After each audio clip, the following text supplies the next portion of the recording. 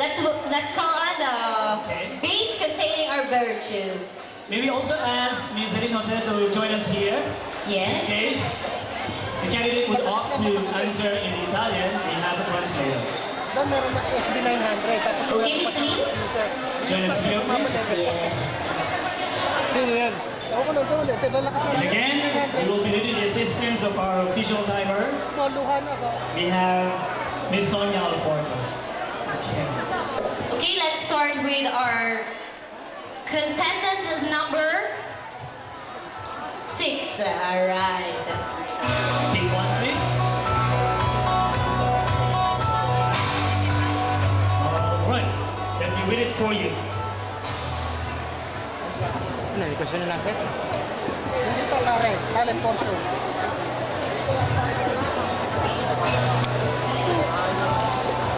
All right. The virtue that you picked is Sorry ho. commitment in Filipino, pangako, or affidamento in Italian.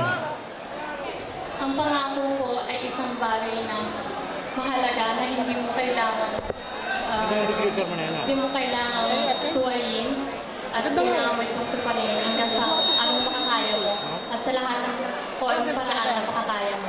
Maraming salamat. Thank you, candidate number 6. Okay, now let's proceed to our candidate number 7.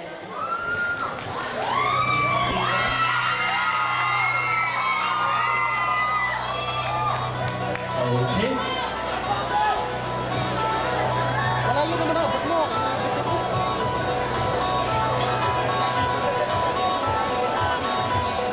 Oo, ano mo to? Arvelo. Ba't kami wala? Ba't sila lang? Okay, ang napili mo ay cleanliness, kalinisan o kulizia? Importante po ang kalinisan, mas lalo na po sa katawan at sa kalinisan sa kapaligiran. Yun po. Thank you so much, candidate number 7. And to join us here, we have candidate number 8.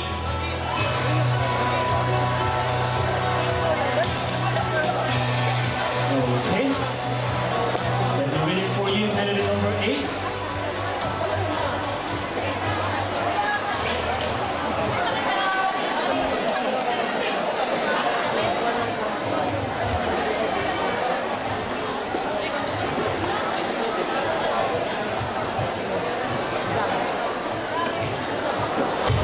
Okay, the virtue that you picked is about thoughtfulness, pagkamaalalahanin, or penseryosita. Did I pronounce it right? Okay.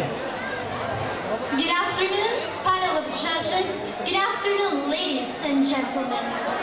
For me, thoughtfulness is an attitude of a good-hearted person and even a good moral character. And that's all. Once again, good afternoon and thank you. Now it's your time, candidate number 9.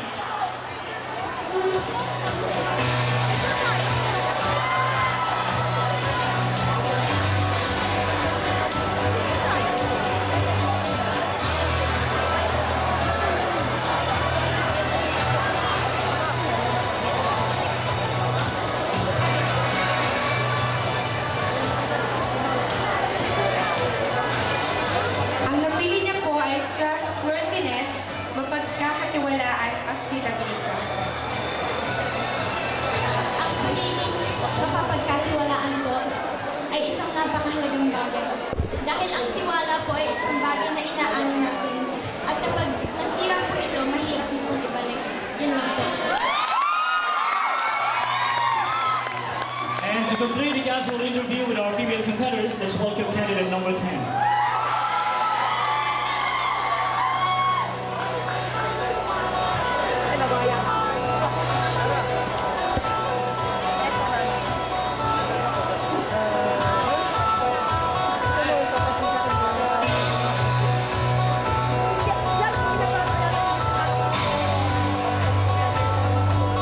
Okay, ang napili mo ay fairness. Ano to? Pagkamatarungan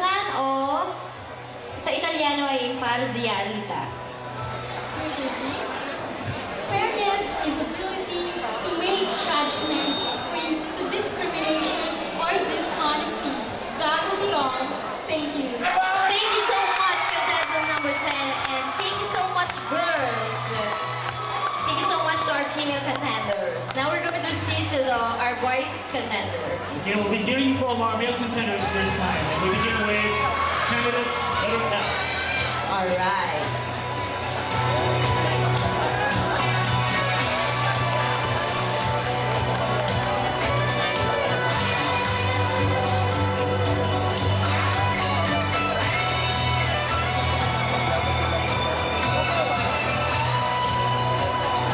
Ang nabulot niya po ay courteousness, pagkamagaling, gentileza. Ang courteousness po ay isang moral value na kailangan ay mula pa ng pagkabata natin ay natutunan natin gawin gracias sa pagtuturo ng mga magulang natin. Kung gentile ko po sa kapwa mo, gentile din po sila sa inyo.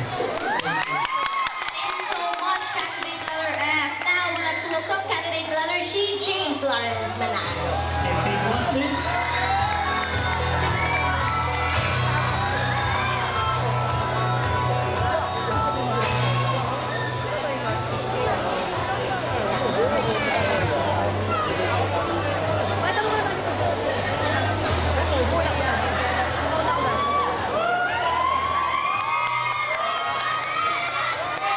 Alright, this is it, okay? You pick compassion, pakikiramay, or pietà in Italiano. La compassione è un sentimento che proviamo quando vediamo che una persona è triste o è infelice, come se condividessimo il suo dolore. Grazie. Sweet, honestly, we do not understand. Would you like to explain it to us? Sabi niyo po, ang compassion daw ay it's a feeling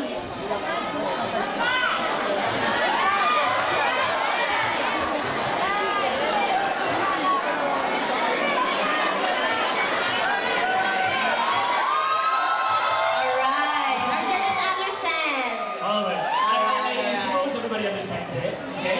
Alright, now let's move So- on to Candidate letter H, Gerald Hintoy.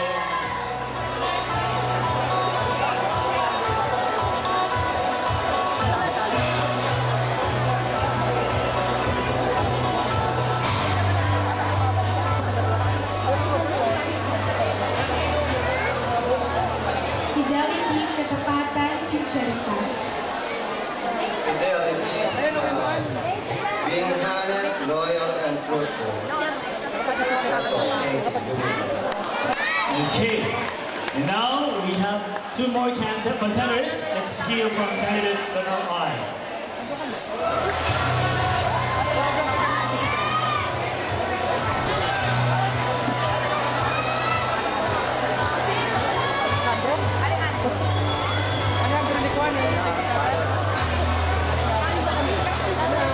Okay, 30 seconds. Please define gratitude, pasasalamat, or Allora, volevo scusarmi per prima perché mi ero un po' imbarazzato, che è la prima volta che partecipo in un torneo. Volevo dire che, allora, com'è che? La riconoscenza è molto bella perché ci aiuta a ridare le cose che ci hanno dato altre persone e a ringraziarle del dovuto. Questo qui. okay, candidate letter I. Thank you. Okay, now we have the candidate letter J, Mr. Eric Liwa. Okay, ang ating huling virtue.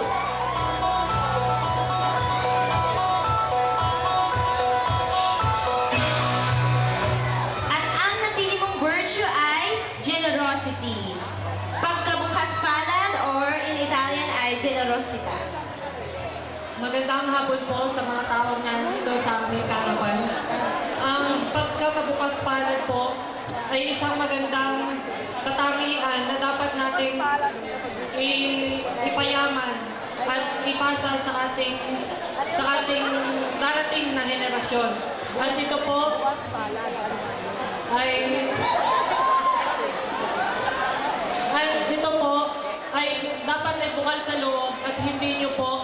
dapat hindi nyo po aasahan na humingi kayo ng kapalit sa inyong pagtulong. Yun lamang po at maraming salamat. Magandang hapon po. Thank you so much, candidate letter J. And that completes our casual interview. Thank you so much, boys. We're done with our second class of candidates.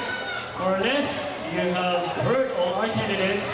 And with the pressure that we have here on the stage, makikita natin sa kanila who among them possess that so-called grace under pressure. Yes.